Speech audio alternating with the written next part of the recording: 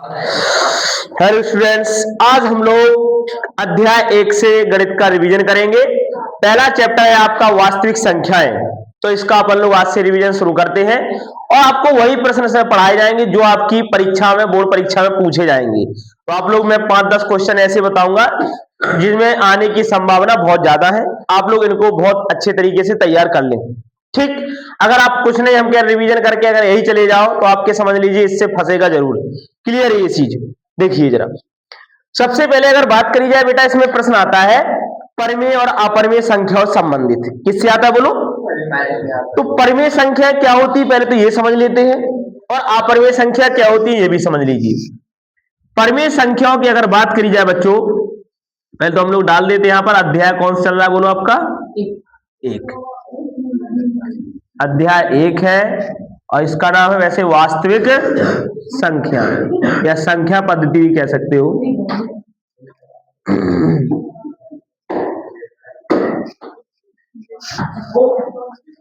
इसमें अगर क्वेश्चन की बात करी जाए तो सबसे पहले क्वेश्चन आते हैं बच्चों परिमेय अपरिमेय संबंधित। किससे आते बोलो? अब पहले बात आती है परिमेय क्या होता है। बच्चों ध्यान से समझना है इस बात को, क्योंकि ये फाइनल है आपका, इससे ज्यादा फिर आपको नहीं समझाया जाएगा दोबारा। ठीक है, हर चीज को बहुत ध्यान समझ रहे हो। तो वे संख्याएं जिन्हें P बटे Q के रूप में लिख सकते हैं उनको हम लोग क्या बोलते हैं बताओ? परिमेय संख्याएं। फॉर एग्जाम्पल के लिए जैसे कह दिया जाए आपसे √25, कोई भी संख्या हो अंडर रूट में हो उसका अपन लोग वर्गमूल ले पा रहे हैं पूरा पूरा, तो वो संख्या बच्चों आपकी परिमेय संख्या कहलाएगी। कैसी संख्या कहलाएगी बोलो? यहां पर दे दिया जैसे मैंने √36, बोलो इसका पूरा वर्गमूल ले लेंगे। और अंडर में अगर पॉइंट में भी है लेकिन 0.24 ऐसे अंकों बाद है तो वो भी परिमेय संख्या कहलाएगी। देख जोड़ा में दशमलव होना चाहिए, कितने में? जोड़ा में, या तो 2 अंक बाद है, 4 अंक बाद है, 6 अंक बाद, ऐसे तब जाकर वो परिमेय बनेगी। इसके बाद कोई संख्या सिंगल लिखी है 3, 4, ये भी संख्या परिमेय होती है आपकी। बटे में दे दिया गया, जैसे दे दिया गया 7/8, ये भी आपकी परिमेय संख्या है। पाई का मान 22/7 परिमेय संख्या है। 3.14 भी परिमेय संख्या होती है बच्चों। अरे बात समझ में तो आ रही ना? इसके बाद अगर हम लोग जैसे कोई भी कोण का मान आ जाए 60 अंश, ये भी बच्चों परिमेय संख्या होती है। ओके, अगर कोई संख्या बार में लगा दी जाए जैसे 0.3 का बार, तो ये भी आपकी परिमेय संख्या ही है। और अगर कोई ऐसे भी लिख दे कि 1.46 या 65 कुछ भी लिख दे तो ये भी आपकी परिमेय संख्या, लेकिन निश्चित दशमलव होना चाहिए। कैसा होना चाहिए?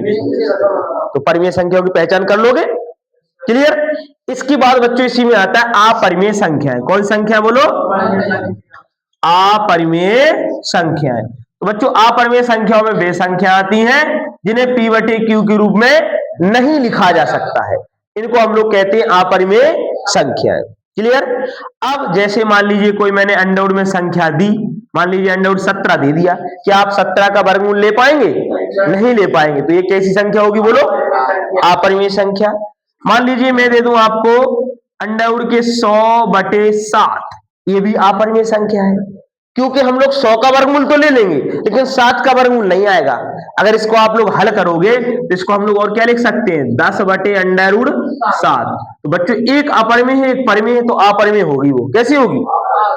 क्लियर बात? इसके बाद पाई की अगर बहुत बार पूछा जाता, पाई से संबंधित, पाई बच्चों एक अपरिमेय संख्या है। कैसी संख्या बोलो? याद रखना, पाई को अपरिमेय में रखा गया है। क्लियर?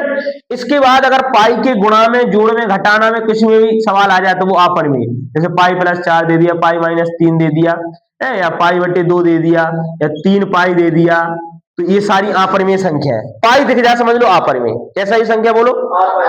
क्लियर बात?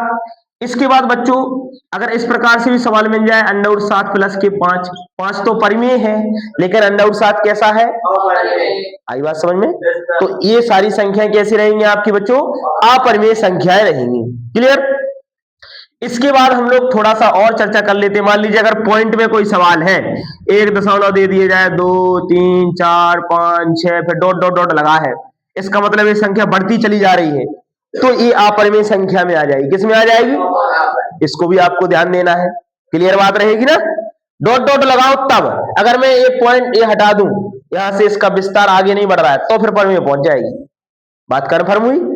इसके बाद आपको मतलब समझ लीजिए इस प्रकार से पूरे की पूरी जो ये अपरिमेय संख्या इसमें समाहित हो जाती हैं। और भी यार मैं बात कर ले हम लोग थीटा बच्चों, थीटा भी अपरिमेय रखा गया है।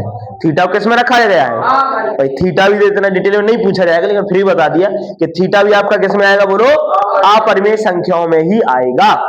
कन्फर्म हुई बात। अब इसके बाद आता है बच्चों एक सवाल इनसे रिलेटेड कि सिद्ध करो कि यह संख्या परिमेय है और या अपरिमेय है। ठीक है, ये आता है अधिकांशतः पूछा जाता है, सिद्ध करो या सिद्ध कीजिए, सिद्ध करो कि √2 एक अपरिमेय संख्या है। कैसी संख्या है बोलो? अपरिमेय संख्या है। बात क्लियर है बच्चों? तो इसके सिद्ध करने के लिए मैं आपको दो तरीके बताऊंगा। कितने तरीके? दो। सवाल को दो तरीके समझना आप लोगों को, एक ही सवाल को, ताकि आपको अच्छी तरीके से समझ में आ जाए। आपको अगर देखो सिंगल संख्या दी गई तब